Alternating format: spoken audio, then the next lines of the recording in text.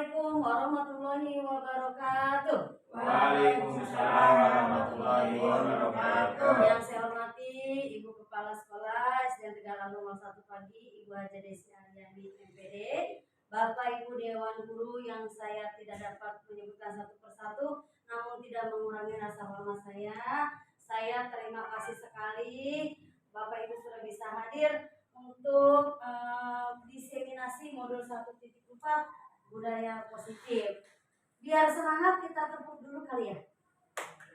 Ya, tepuk semangat. Semangat. Semangat. Karena ini udah jam-jam rawan, tadi kita lagi ngantuk. Ya, sini budaya positif itu menyebarkan pemahaman dan penerapan pengamalan budaya positif.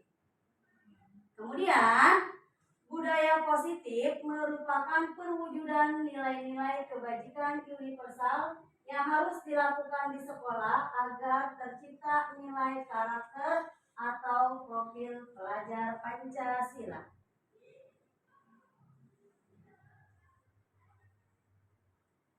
Konsep inti budaya positif yaitu yang pertama perubahan paradigma belajar, disiplin positif, nilai-nilai kebajikan, kebutuhan dasar manusia, motivasi perilaku manusia, posisi kontrol guru, keyakinan kelas, dan segitiga restitusi. Pembelajaran dengan paradigma baru.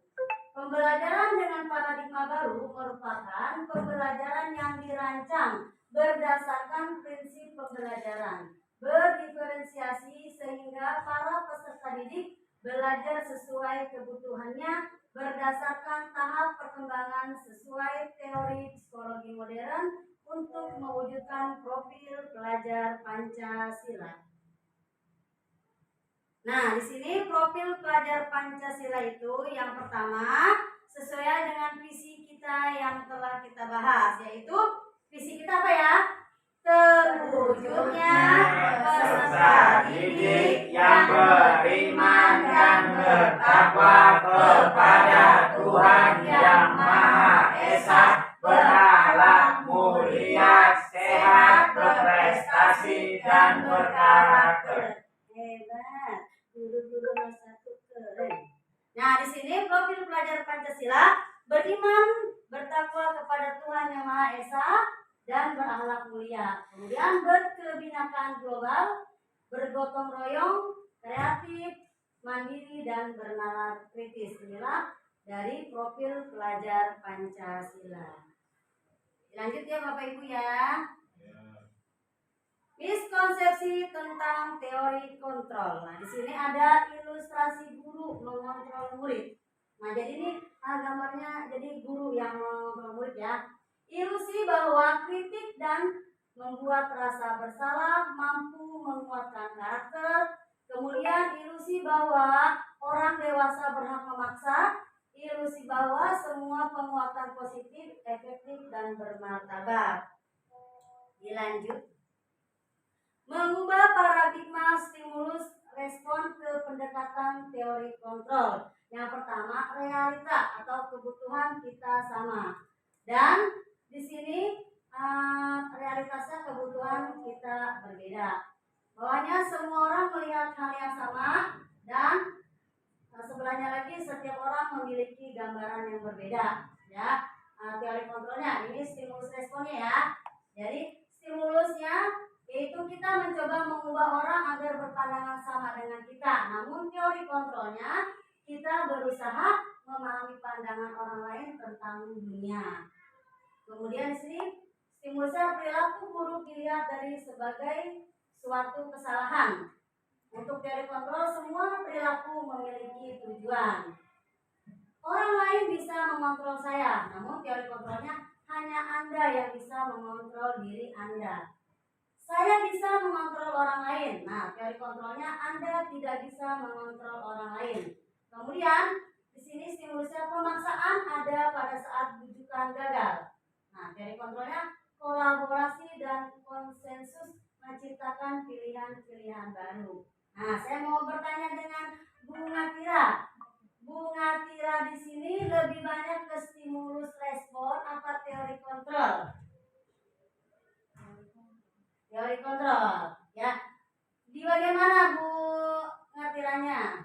Seperti realitas kebetulan kita berbeda. Betul. Terus? Kita orang memiliki gambaran berbeda juga. Betul. Bisa memiliki pandangan orang lain tentang dunia. Aku memiliki tujuan. Ya. Bisa mengatur keinginan kita menghasilkan Kita yang bisa mengatur kita. Ya, terus? Anda tidak bisa mengatur orang lain. Target kolaborasi dan konsensus menciptakan pilihan berbeda. Ya, terima kasih Bu Natira. Jadi yang bisa mengontrol diri kita ya diri kita sendiri, ya, tidak orang lain. Jadi kita harus bisa mengontrol diri kita sendiri. Kita lanjut ya Bapak Ibu ya. Iya, Bu. Nah, di sini disiplin positif. Ya.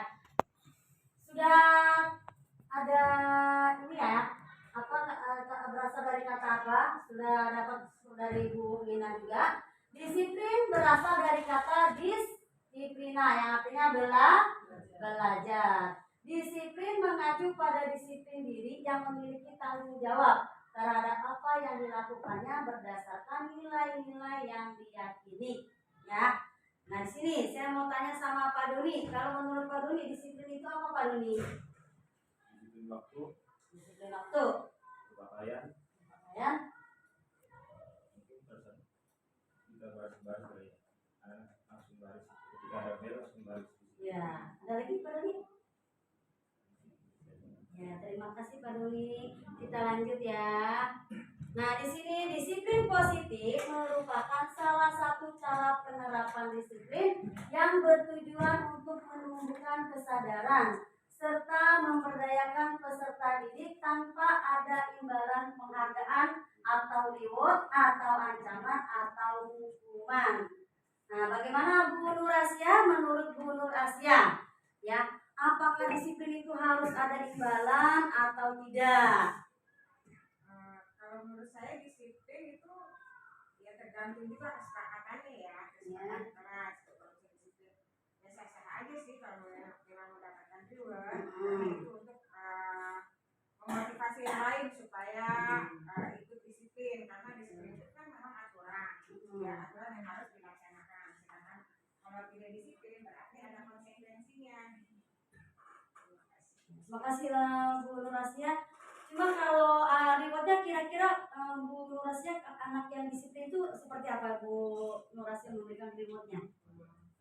Paling memberikan pujian ya, kalau untuk kedisiplinan berarti kita harus memberikan pujian. Contohnya seperti ini, yang disiplin memakai seragam lengkap. Gimana yang lain? Kalau misalnya enggak disiplin atau tidak melaksanakan disiplin, berarti nanti kita konsekuensinya di kelas itu hukumannya apa gitu.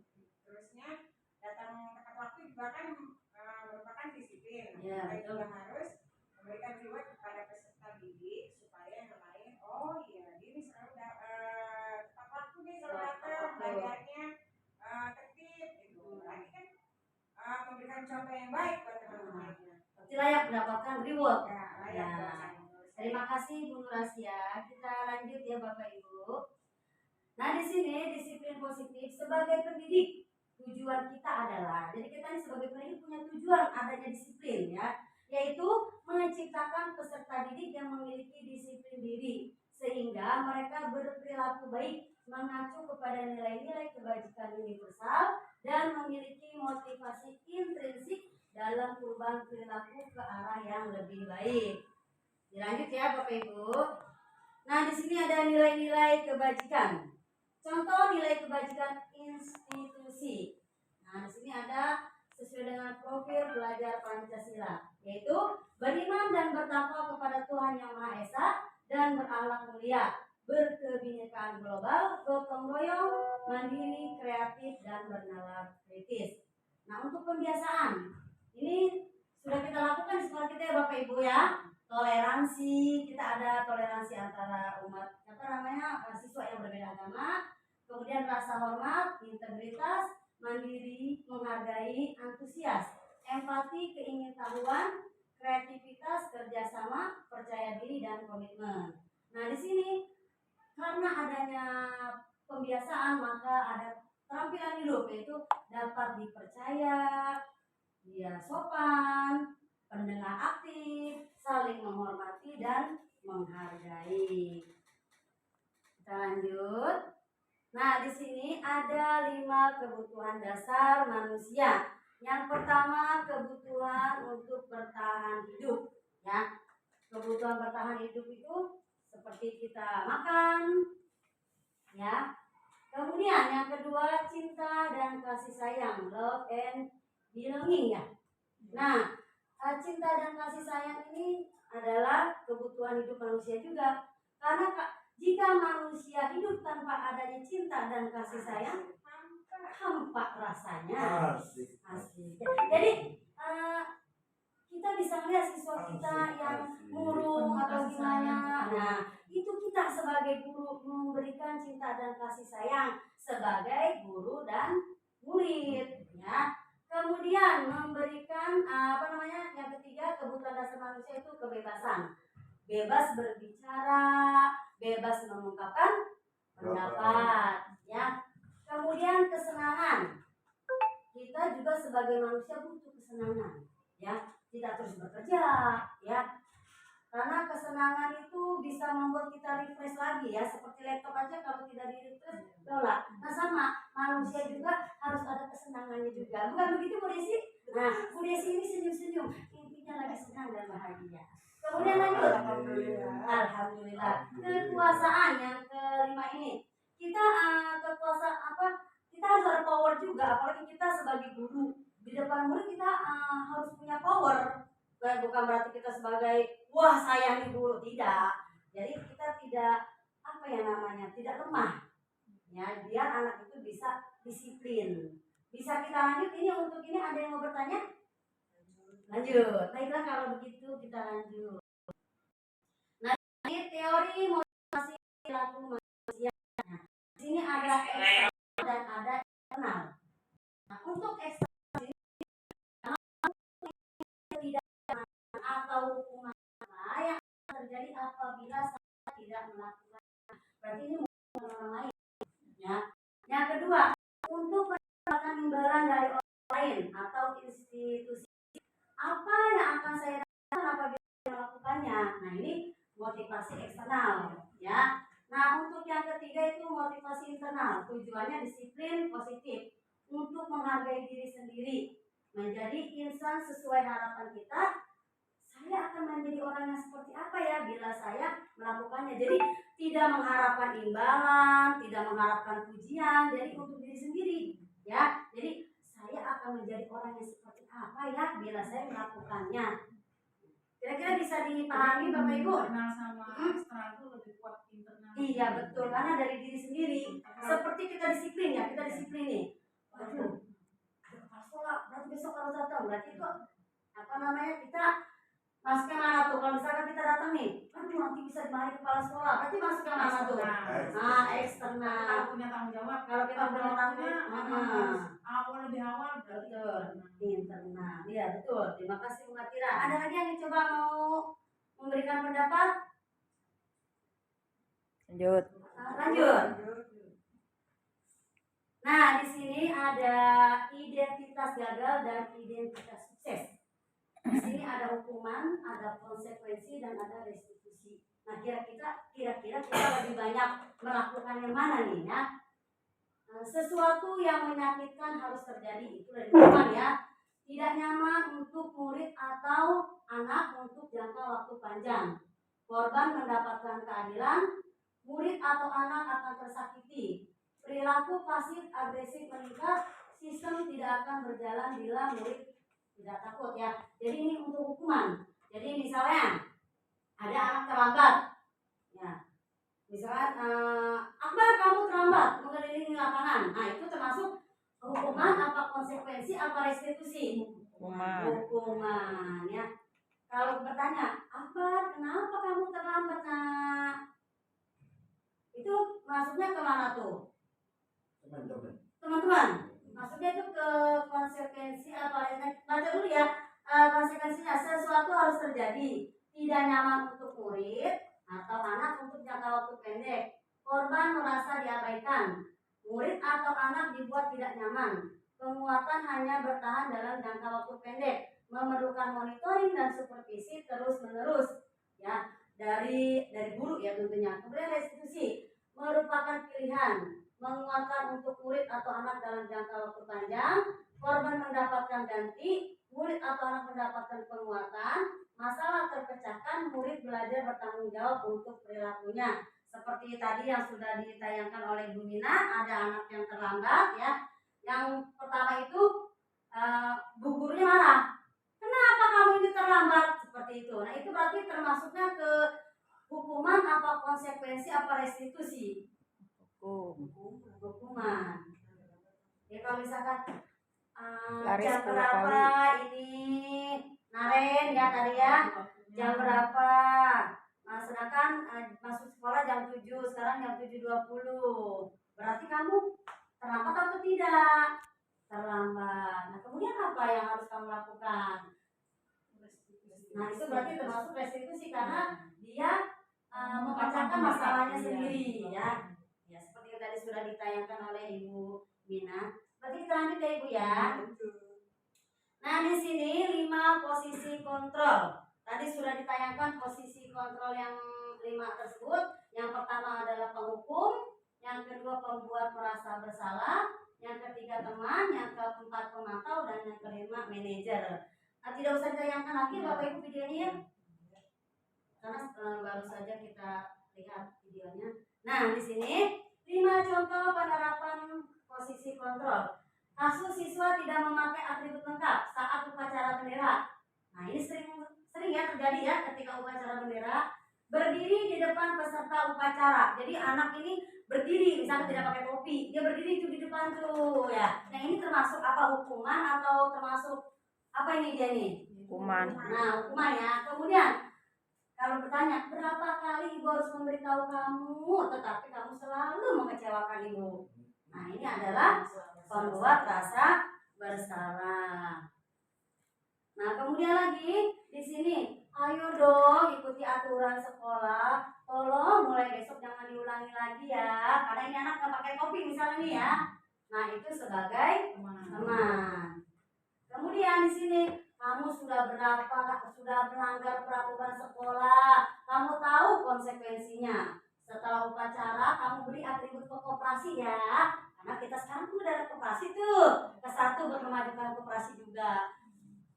Betul ya Bapak Ibu ya? Ya. Nah, jadi jika ada anak yang tidak memakai atribut jangan dimarahi. Ya. Jadi iya kita pakai pemantau. Kamu sudah melanggar peraturan sekolah ya. Kamu tahu konsekuensinya? Tahu Bu ya. Setelah upacara, kamu beri atributnya ya nak ya di koperasi sekolah. Sudah disediakan ya. Jangan diulangi lagi ya.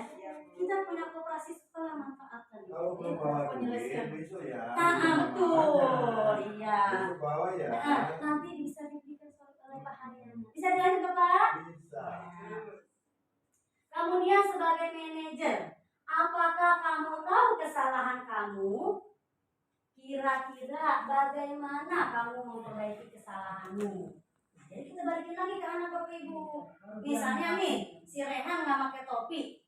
Nah, kalau sebagai manajer, apakah kamu tahu kesalahanmu? Kira-kira bagaimana kamu memperbaiki kesalahanmu? Nah, kira-kira di sini mau tanya sama Ibu Desi. Jika ada murid yang tidak memakai atribut lengkap, yang mana yang akan Bu Desi ambil? Ya, saya ulangi. Nih, ada hukuman. Kamu berdiri di depan, jangan macam-macam ya. Atau yang kedua, silakan Bu Desi yang mana? Tergantung sudah berapa kali melakukan kesalahannya. Mungkin kalau sudah berkali-kali bisa menggunakan hukuman. Ya. Tapi kalau baru pertama kali mungkin bisa jadi manajer atau ya tergantung, makanya tergantung anak berapa kali melakukan kesalahan yang sama. Baik, terima kasih Bu Desi. Bagaimana untuk Pak Heri? Jika ada anak nih tidak memakai atribut lengkap atau melanggar, Bapak mau menggunakan yang hukuman atau yang mana? Iya. Menurut saya sih tergantung dari orang tersebut, Bu. Tergantung. Seberapa lama dia tidak memakai atau tidak mematuhi peraturan yang ada di sekolah, kita kasih hukuman. Soalnya kalau misalkan baru 1 kali, 2 kali itu bisa hukuman tertulis.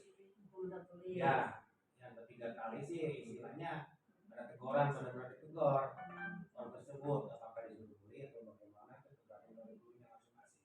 Terima kasih Pak Edi. Untuk Bu Nur Asia di kelas 1 nih, biasanya nih kalau kelas 1 nih, kalau tidak sama, maksudnya temannya pakai lengkap dia tidak pakai. Udah nangis kan ini anak nih. Bagaimana Bu Nur Asia? Yang mana yang Bu Nur Asia pakai? Aku mantap. Ibu beli dulu deh kasih ya. Di apa bagaimana? Silakan Bu Nur Asia.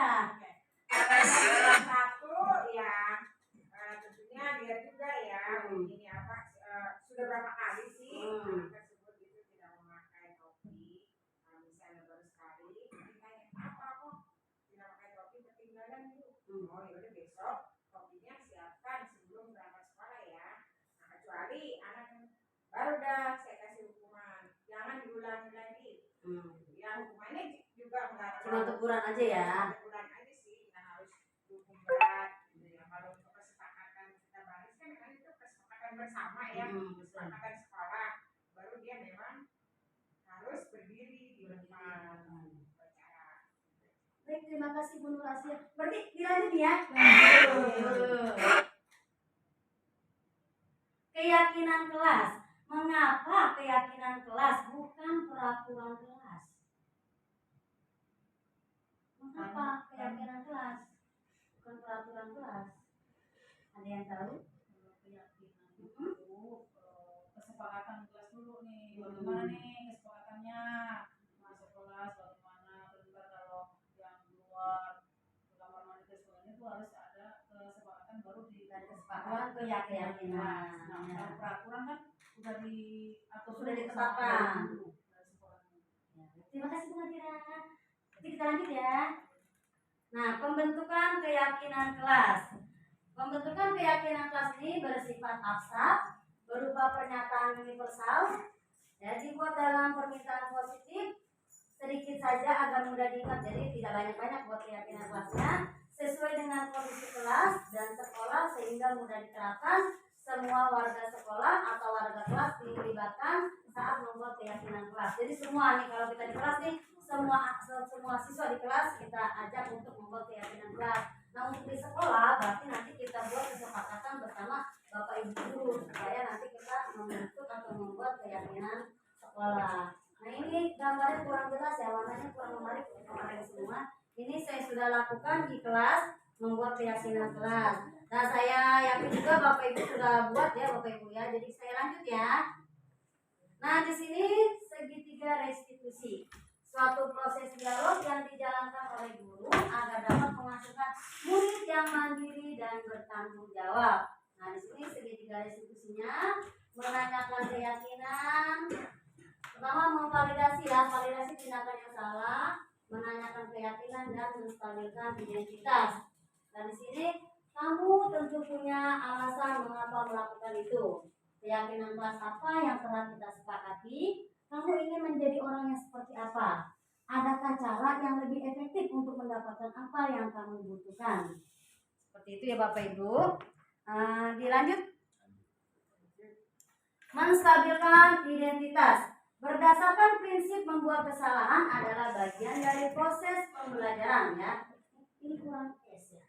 Berbuat salah itu wajar ya, karena manusia tempatnya salah dan lupa ya. Cuma jangan diulangi terus menerus, itu namanya disengaja ya. Tidak ada manusia yang sempurna, karena kesempurnaan itu milik Allah ya. Bapak Ibu tidak mau mencari siapa yang salah ya, tapi Bapak dan Ibu mencari solusi dari permasalahan ini. Nih dalam segitiga restitusi. Ya Bapak Ibu ya. Lanjut. Nah, di sini sebagai penutup ya. Dalam penerapan program disiplin positif hendaknya guru memiliki standar kepribadian, ya, profesional dan sosial yang baik, di mana guru mampu merefleksikan dirinya dalam posisi kontrol saat ini. Bagaimana perjalanan dirinya sebagai among atau manajer yang menuntun murid-muridnya menjadi insan yang mandiri, merdeka dan bertanggung jawab. Nah, mohon maaf ya Bapak Ibu, jadi kita itu guru cerminan murid, model. Jadi sebelum kita bukan memerintah ya, maksudnya kita dulu sebagai contoh, bagaimana anak mau disiplin kalau kitanya belum disiplin.